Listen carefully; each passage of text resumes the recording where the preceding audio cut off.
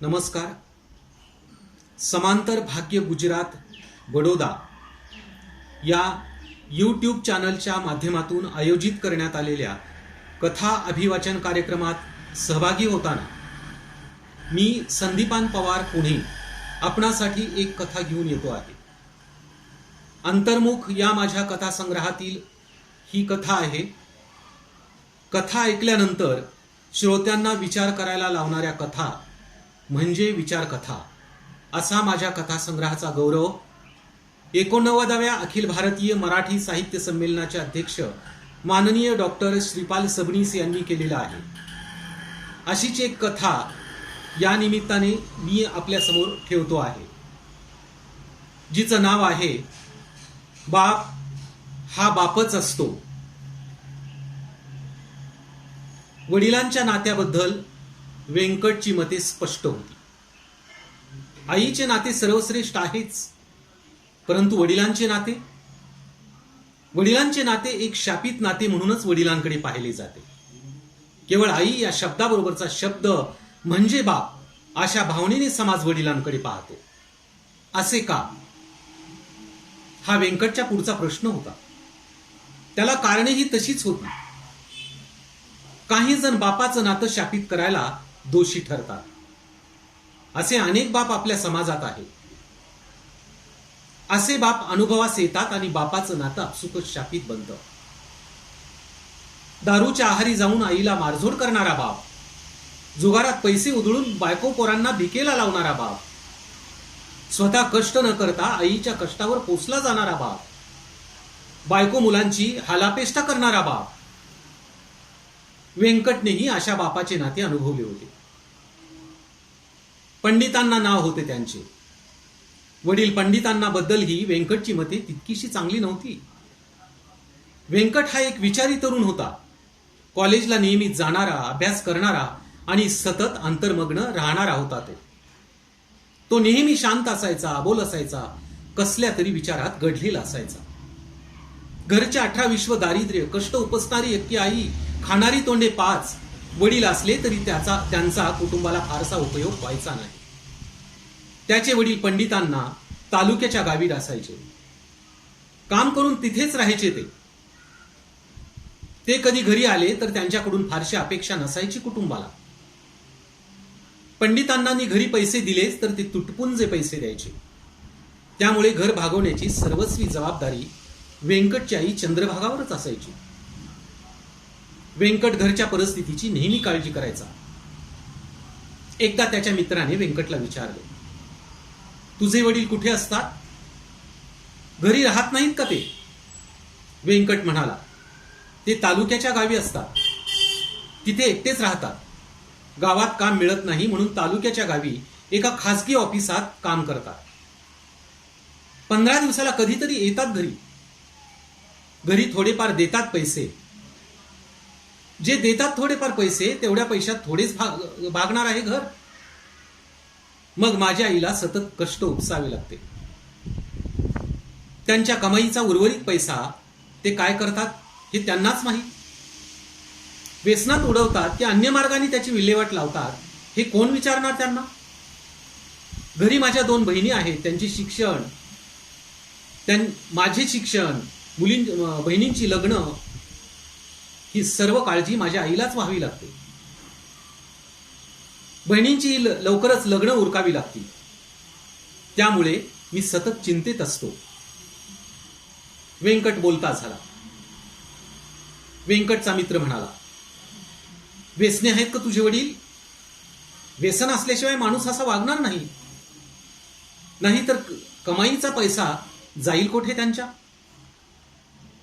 व्यंकट म्हणाला, त्यांना विचारायचे आमचे धाडस नाही होत. खूप दिवसापासून सारखे आजारी असतात ते.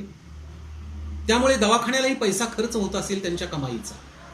म्हणून आम्ही त्यांना काही विचारतच नाही. व्यंकट सांगत होता. खूप दिवसानंतर त्याचे वडील पंडितांना काम सोडून घरी आले होते. कॅन्सर झाला होता त्यांना. कॅन्सरवरील उपचाराला इतका पैसा कोठून घालायचा यामुळे घरीच पडून होते. ते खूप क्षीण झाले होते. आजारपणामुळे परावलंबी जीवन बनले होते पंडितांनांचे. त्यांच्या आजारपणामुळे कुटुंबापुढे नवेच संकट उभे टाकले होते. दिवसभर काभाड कष्ट करून कसे बसे घर भागवणारी व्यंकटची आई चंद्रभागा आणखीनच पेचात सापडली होती. मुलांची शिक्षण पाहावी, घर भागवावे, मुलींच्या लग्नाची काळजी करावी की पतीचा दवाखाना पाहावा, इतके एकशे प्रश्न होते चंद्रभागापुढे. आईची होत असलेली ओढाताण पाहून व्यंकट अस्वस्थ झाला, कठोर बनला. संयम सोडून एके दिवशी आजारी असलेल्या वडिलांना, पंडितांना तो खूप बोलला. बाबा, खूप सहन केलं तुमच्याकडून आम्ही सर्वांनी, आता नाही सहन होत आमच्याने हे. तुम्ही बाप नसून बाप या नात्याला कलंक आहात. फक्त जन्म दिलात तुम्ही आम्हाला.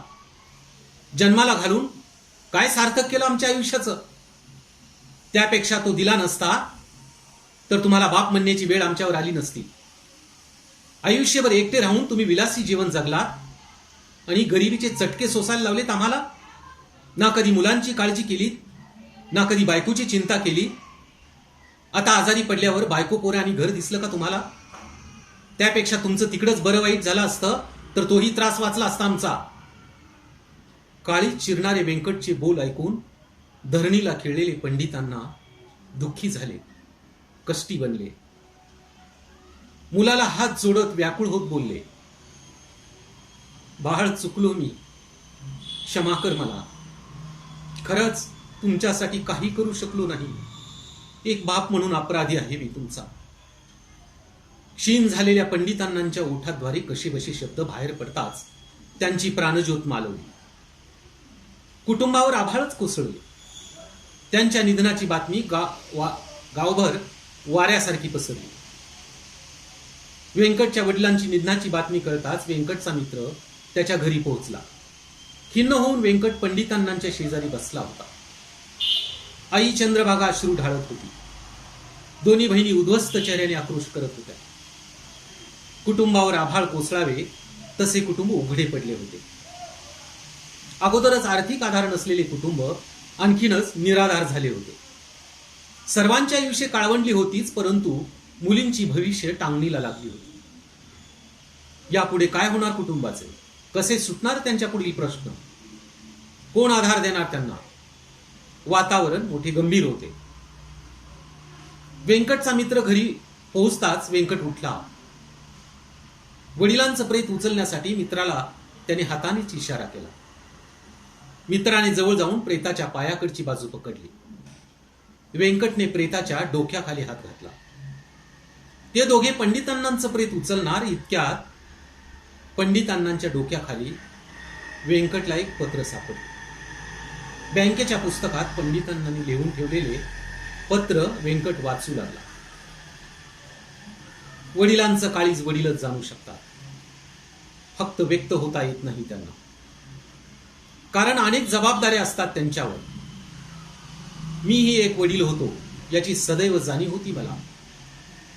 माझ्यावर तुम्हा सर्वांची जबाबदारी होती हेही माहीत होते. कमाईच्या मर्यादा माहीत असल्यानेच मी तालुक्याच्या गावी एकटा राहत होतो.